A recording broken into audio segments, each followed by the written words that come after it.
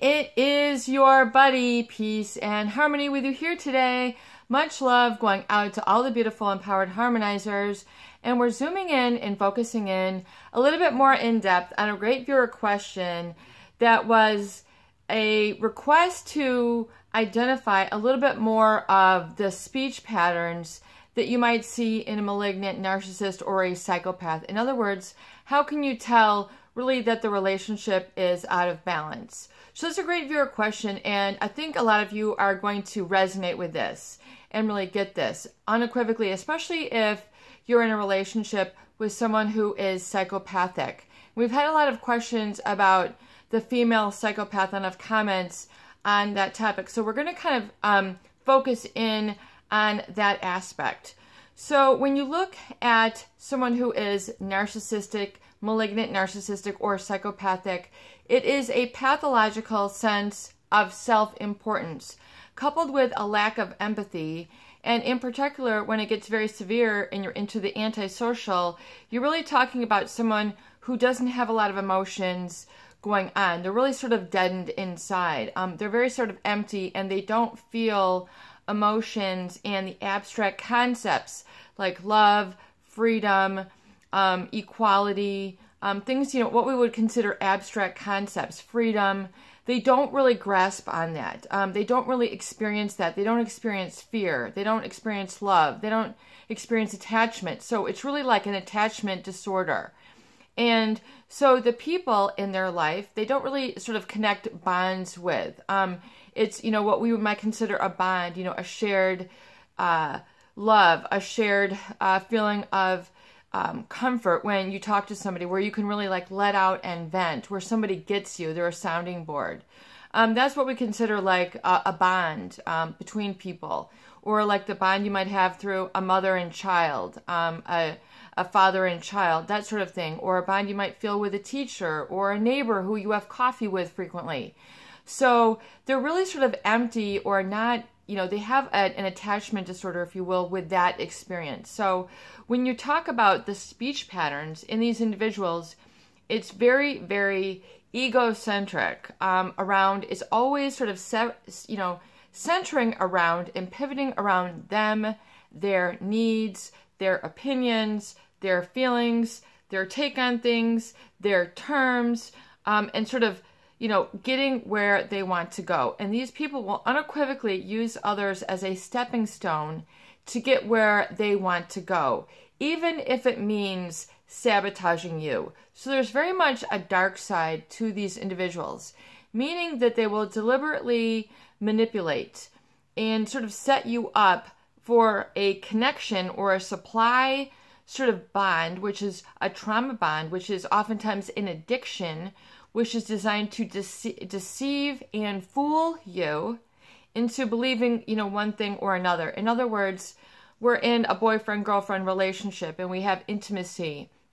And, you know, I'll make it seem as if I'm going to be your go-steady or your fiance or your husband. Yet out the back door, their actual actions very much betray that sacred bond. Or, you know, for example, in a work setting, you might have people who are working on a project together, and they'll put the front as if they're working on this project with you. But, you know, underhanded, under the table, they're setting things up so that you know, might not have the right information. You might miss a call. You might miss an email. They're setting up a sort of trap for you to fall into.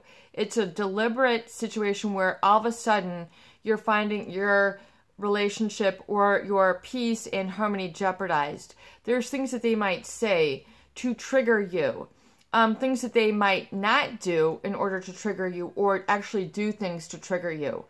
You know, whether it's, you know, looking at other members of the opposite sex and seeing if you'll notice, making compliments about others and making you feel insecure. In other words, juxtapositioning and creating the triangle, a very unstable dynamic between you and another individual. In other words, you'll find that they constantly will bring up another individual and make compliments about them, but yet you are in their you're their main squeeze, you're their fiance, you're their spouse, but yet they never bring up any positives about you. So it becomes very imbalanced.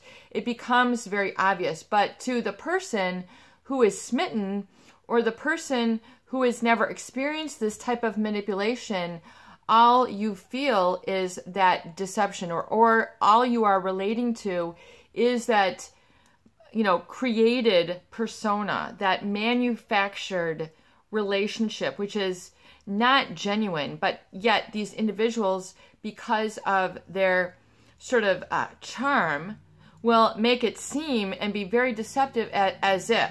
So it's a very seeming as if relationship, but yet their speech patterns you can always recognize will be a sort of off. In other words, there's the narc salad, word salad that people might say, or the psychopathic sort of, lack of emotion, lack of, and they might just sort of leak things out, like, I just like the song. I don't really get the words. I just like the overall feeling. They'll say things which then they'll pivot their body and it'll seem very awkward. They'll, use things in their environment to make them seem attractive. Their sexual prowess. There's a sexual attraction, and they're basically priming you to be transfixed on them, meaning like you only can keep your eyes on them. So there's this very attractive energy, almost like a psychopath has described it as, like watching a train wreck. In other words, it's devastating. You really wouldn't want to see that, but yet you have to keep your eyes on it because you just want to see what's going to happen. You can't turn away. So there's this feeling of not being able to turn away, that you're sort of glued to them, and you're sort of desiring of their next connection, and not in a healthy way, not in an empowering way, but in a sort of trapped or imprisoned sort of way, meaning that their language is a little bit skewed, so it gets you wondering, wow, what does that mean? Wow, that's so unique about you, the way that you phrase that. And it's not where it empowers your creativity and allows you space to communicate the same. Oftentimes you'll find that you're then sort of groomed into a way of speaking to them, whether it's baby talk, and they never use your name. So the psychopath will sort of infantilize you, and call you nicknames, or always calling you by your nicknames. And oftentimes you'll see them continuing to do this and then just sort of watching your reactions. So they don't seem to have communication with gestures that match. In other words, they'll, it's just, yeah, sweet pea, yeah, sweet pea. And they'll just be kind of saying it to you and then just sort of, or yeah, honey, yeah, baby, yeah, baby. And they'll just be saying that, and you'll see that they're just sort of observing you as if, look how addicted you're getting, and as if they're just watching your reaction and watching and sort of thinking, wow, look how addicted, or look how much I've just got this person, look how I've taken this person. So there's this, use of sort of depersonalizing communication, especially in the psychopath. In the malignant, you'll see that they're never really sort of addressing you by your name or addressing you sort of as a complete individual. They'll be calling you, short snippets, like they'll be calling you duh, or the, or woman, or boy, or man. They'll just sort of, create these sort of nouns, these sort of things, these sort of objects. So there's an objectivity to the communication, meaning that they literally are treating you as an object, and they don't allow your subjective to really enter into the communication. So you feel that there's only part of you that's interacting with them. You don't feel like there's a whole body. Once it's really sort of gone along its journey, you're feeling like you will feel that they're not really getting you as a whole person. It's because they're not treating you as a whole person with feelings, emotions, your own needs. They will be cutting these out, literally, so you'll feel like half a man, half a woman, a partial person, a partial relationship. You'll feel that this sneaky feeling that there's something missing, but you can't quite put your finger on it, yet you're sort of really, really addicted or into the relationship. And you have to see, like a train wreck, you want to see the next communication from them, especially if you have this enigmatic or puzzling communication, especially in the psychopath. They'll seem to, because they are so severe and such profound manipulators, they have really learned to study the reactions of others. And this, I would say from the research, it begins in their teens, late teens, and really in their early 20s. A lot of them have really mastered it if they've got some sort of intellect. You know, the others get themselves in trouble, they get found out, they have trouble with job after job, they just seem to cycle through relationships like water. It's, you know, basically people are the next flavor of the week, and you're like, wow, how could you be so into a relationship and then all of a sudden you're like going with somebody else a week later, 2 weeks later, we just got divorced and you're already married in a month or so. Like, this just doesn't seem right. You don't have the natural grieving process. It's because these individuals don't really have a sense of loss. They don't feel connection to others. They don't really sort of learn and resonate with things like fights or spats. You know, they don't really, even if there's been things broken or, you know, hurt feelings, you know, things like that, the next day it's just like, they're just like, yeah, and do you want to go get ice cream? Yeah, are we going to see a movie? Yeah, are we going to do this? And it's like, don't you just remember what we just went through? Like, they seem so unaffected.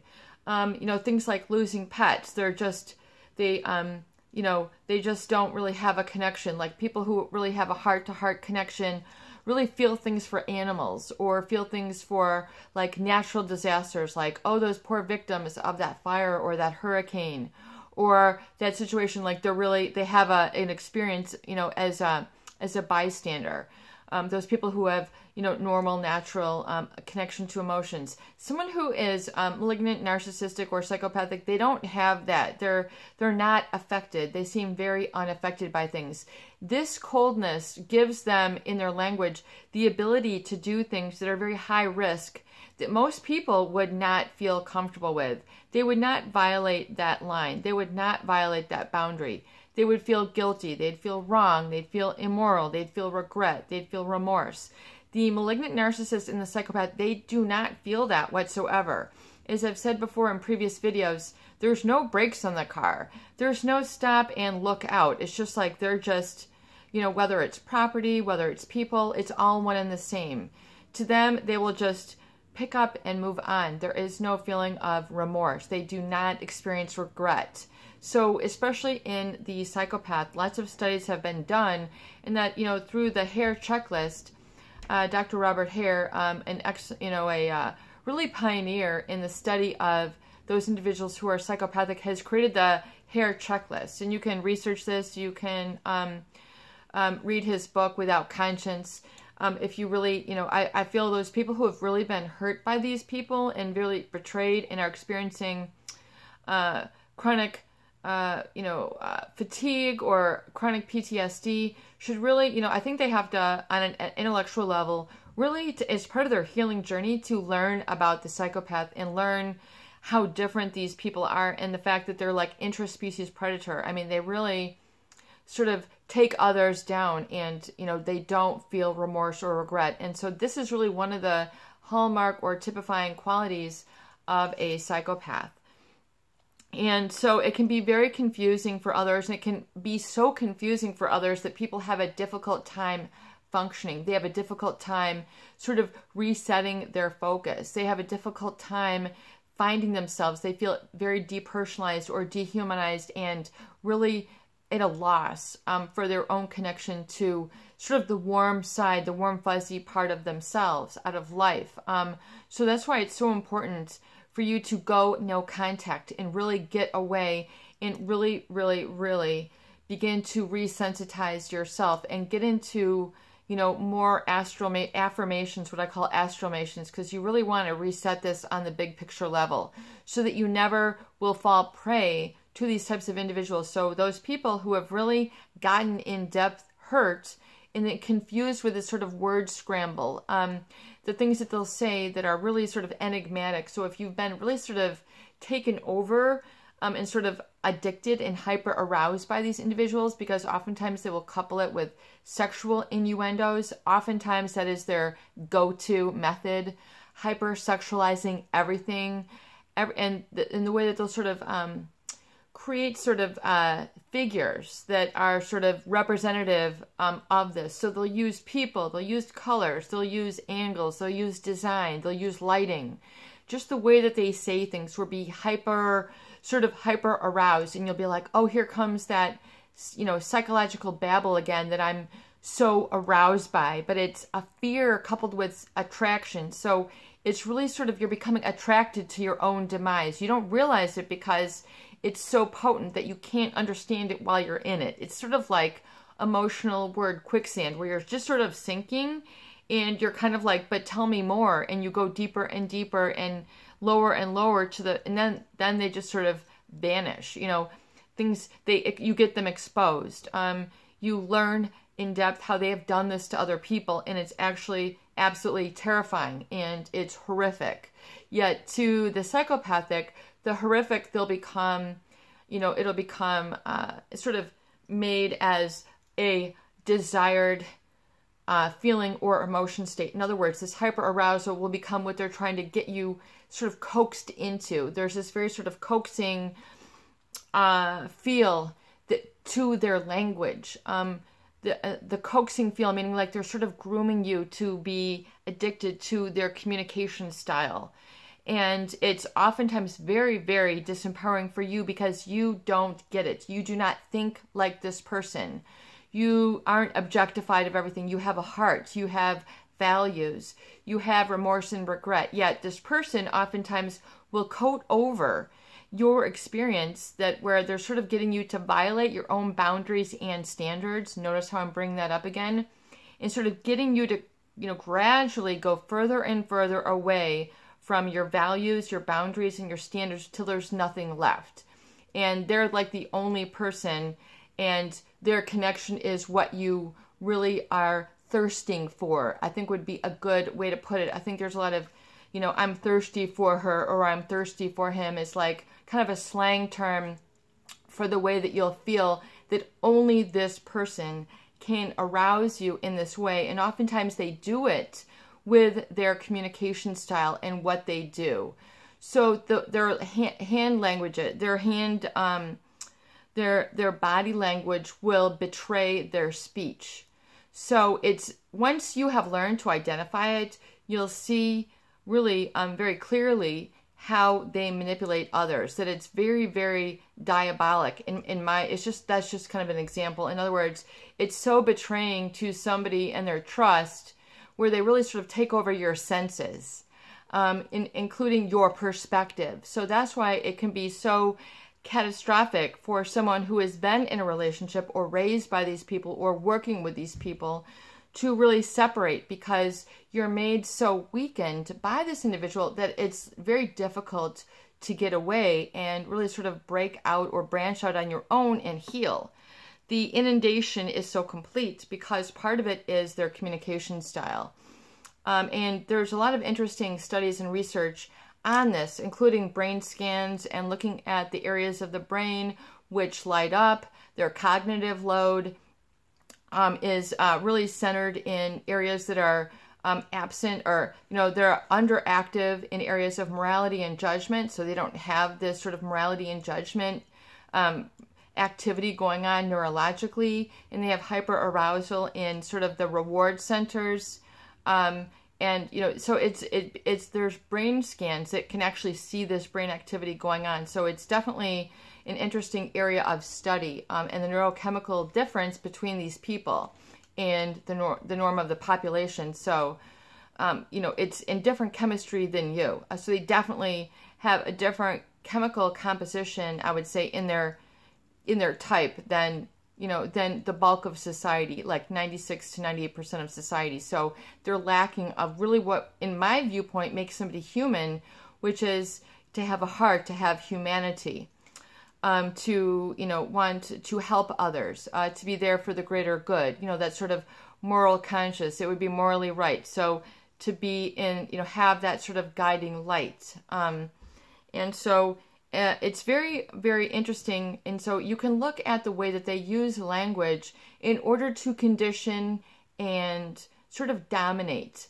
And so for example, their body language, so, might be sort of very sort of seductive in the way that they hold their body, beckoning you to be sort of open. They might show their wrists a lot, if they're a female, or they might, show their neck, to get, just in their everyday conversation, whether it's with a boss, they'll be very sort of seductive. They'll use this sort of entrainment body language, which means they'll get others to mimic their body language, because we use our bodies to communicate. It's not only the spoken word, but body language and tone has more to do with communication oftentimes than the words.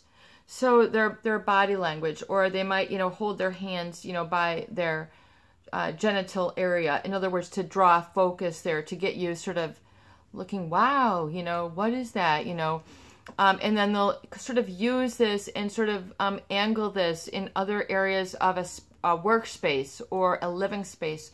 So you're always sort of drawn there, and then they sort of make an imprint of their body language in this space, and they sort of have this energetic way of projecting this sort of feeling of, I would call it sort of like shape-shifting a space. In other words, through their energy that emits from their body, they have a way to sort of project the invisible, if you will. And this is very, most people who have never experienced this individual would not ever understand this. So it's very difficult to heal through this, because everyone doesn't understand gaslighting or brainwashing, especially on the severe shape-shifting, but you almost feel that they're projecting or throwing energy out to change the shape or meaning of things. In other words, an exit symbol no longer becomes an exit symbol. It becomes a symbol for something else. A lamp no longer becomes a lamp. It becomes a symbol for something else. A pillow no longer becomes a pillow. It becomes a meaning of something else.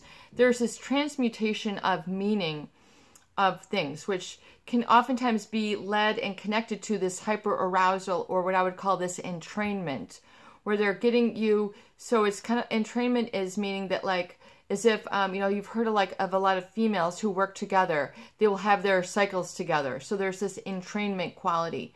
So with a psychopath, there's this entrainment quality where others around them will then, just be sort of on them and sort of in this sort of entrained mode where they're laughing at their quips, their enigmatic speech. They'll become, all goofy around it. And, then slowly but surely eroding the values of a family, an organization, things of this nature. So it's very, very a sad thing, especially when there's good people who have really, been sort of groomed or conditioned along to this person. And it's very difficult to kind of regain your neurochemistry that makes you you. So people oftentimes feel dehumanized or depersonalized after evolving, and they are absolutely terrified. So it's very important to understand that at that point, terror is your best friend, because that means you're leaving the entrainment of the psychopath. Like, slowly but surely over time, your body and your chemistry will reset. But it does take sort of some affirmations. I am okay. I am safe. I am okay. I am safe. I'm safe. I'm safe. And really sort of speaking with, sort of reconditioning yourself, almost coddling yourself. You need to very much comfort yourself and go no contact 100% with any sort of job, association, person, tie, marriage, whatever it is. You just need to get away. No gray rock, no clear rock, no purple rock, no rock, nothing. You need to get away. Period. End of story.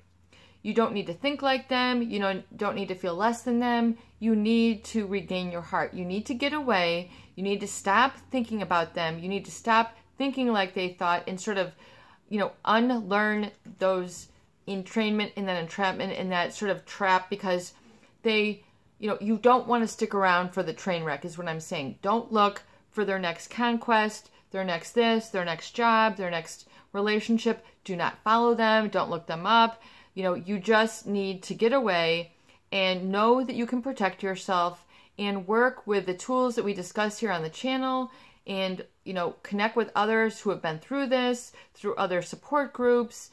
Get as much help as you can from the medical community, and really just really just know that you will regain your humanity, and just remember that, and then really begin to comfort yourself and really begin to get in touch with your humanity, the people you really love, an animal that you can really love, a place where you can live that you can really love, a community, a town, a job, whatever it is. Just begin to know that time is your best friend. Time will heal all things, including this, and you will recover a sense of sanity and sanctity and humanity, and you will become rehumanized. But you do need to get away from their communication style, and all that sort of junk. It's your buddy, Peace and Harmony, with you here today, and I hope that these videos do help. Please share and please subscribe for more great tools, videos, discussion, and support. Peace out. Love you.